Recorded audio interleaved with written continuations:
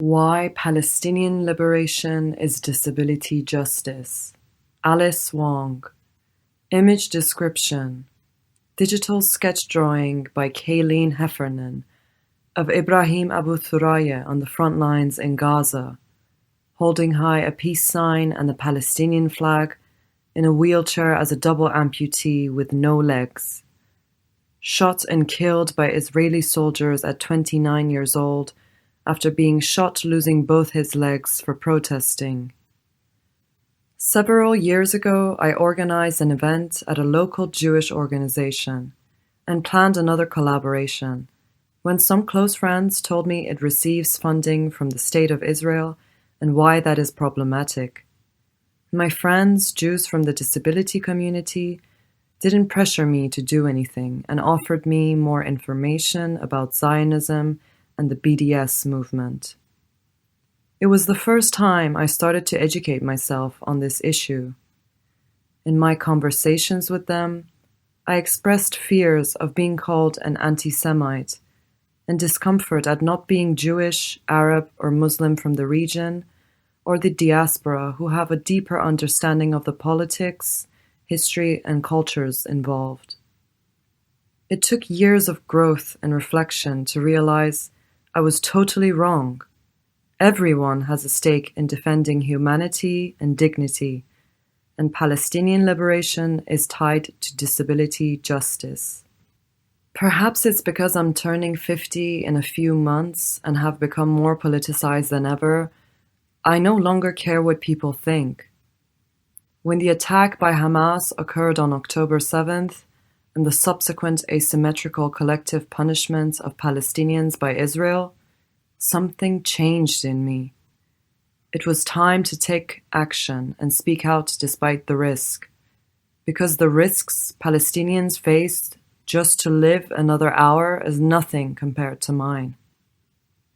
Activism isn't prescriptive. Everyone can do something with the time, energy, and resources they have. During the first week of the siege of Gaza by Israel, it felt lonely online, even though I knew I wasn't alone. In various speaking events, I explicitly talked about Gaza. I posted on Instagram and other platforms about the relationship between disability justice and Palestinian liberation, and got loads of wild comments and messages from other disabled people who were angry and sick of hearing about disability justice, apartheid, and settler colonialism. I've been called an anti-Semite and someone who has betrayed disabled Jewish people. A commenter said, "Alice Wong has made it clear she ignores dead Jews and disabled dead and kidnapped Jews. I am against genocide, apartheid, any form of occupation of indigenous lands, and yet a lot of disabled leaders and organizations and friends of mine have been completely silent, which is a bit hypocritical, as many of them claim to follow the principles of disability justice." From the Abolition and Disability Justice Collective, disability justice cannot exist under settler colonialism, military occupation, imprisonment, and apartheid. We write this in support of the Palestinian struggle for freedom, dignity, and self-determination. Disability justice requires solidarity with Palestine. Outlined by Patty Byrne, one principle of disability justice is collective liberation, and it is about being in solidarity with others and realizing our liberation is tied to the liberation of others. Some disabled friends and I noticed many posts did not contain alt text or captions in videos, so we began to add them, because everyone should have access to information about what is happening. My comrade, Sarah Blahovec, created the hashtag AltTextPalestine in an effort to encourage everyone to help make content accessible and a toolkit for anyone who wants to get involved. This is collective access and community care. In addition to creating memes of my cats, Bert and Ernie, about Gaza that people can widely share, I edit and publish essays by disabled people through my website. I have 3 upcoming commission pieces by disabled women of color on Palestine, and recently published A Call for Solidarity to Disabled People by Ali Kennington, who wrote, "I grew up being told that Israel was my homeland, a place of ultimate safety for all Jewish people, those who have survived generations of anti-Semitic violence, most recently being the Holocaust, in which my own relatives were killed.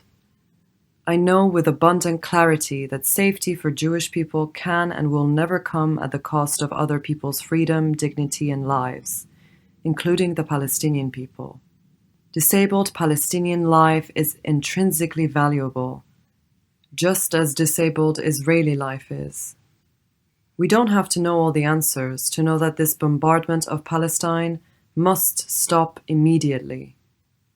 If you have ever advocated for disabled people's rights to access emergency preparedness, housing, health care, home care, transportation, and/or believe in the principles of disability justice, this is your time. This is our time to act in solidarity with the people of Palestine." While writing this piece, the killing of Palestinian civilians continues, with Israeli airstrikes killing at least 178 people within hours after the temporary ceasefire ended. As of December 1st, according to the Euromed Human Rights Monitor, an estimated 1.78 million people have been displaced, 37,400 people injured, and 21,022 killed. These numbers are likely an undercount, since the health officials in Gaza lost the ability to count the number of dead due to the destruction of infrastructure and constant attacks by Israel.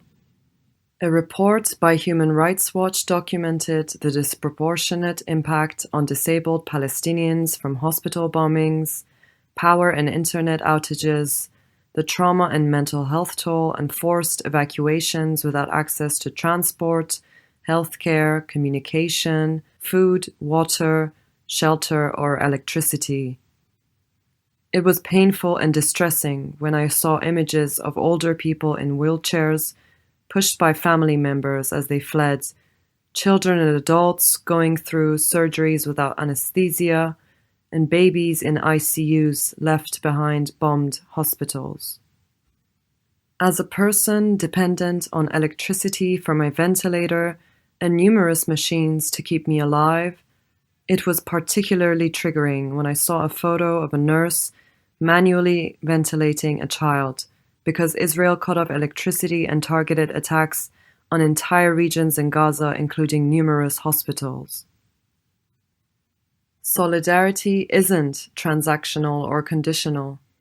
While it's clear that approximately 50,000 disabled Gazans face great danger, disabled people shouldn't care because they can relate to what is happening. Cross-movement solidarity is another disability justice principle that I deeply believe in. We need to build relationships and show up for other movements because that's a way to build power, and it's just the right thing to do. I'm no expert, but I know what it means to be dehumanized, rendered disposable, and oppressed. I know that all people deserve freedom. I know that genocide is a mass disabling event and a form of eugenics. In a piece by Rabia Arbaria that was rejected by the Harvard Law Review, does one have to wait for a genocide to be successfully completed to name it? This logic contributes to the politics of denial. When it comes to Gaza, there is a sense of moral hypocrisy, which mutes the ability to name the violence inflicted upon Palestinians. But naming injustice is crucial to claiming justice. The fact that people are denying the genocide happening right before us and justifying it based on racial and religious superiority is difficult to fathom. If this isn't genocide, it is something far worse that is yet to be named. As the holidays approach and Americans eat their dry, bland turkey and engage in crass materialism, it's hard to be hopeful in such bleak times. I'm reminded of Mariam Kaba's quote, Hope is a discipline. Practicing hope and dreaming of liberation and justice keep me going. It's what we all need to fight for a better world together.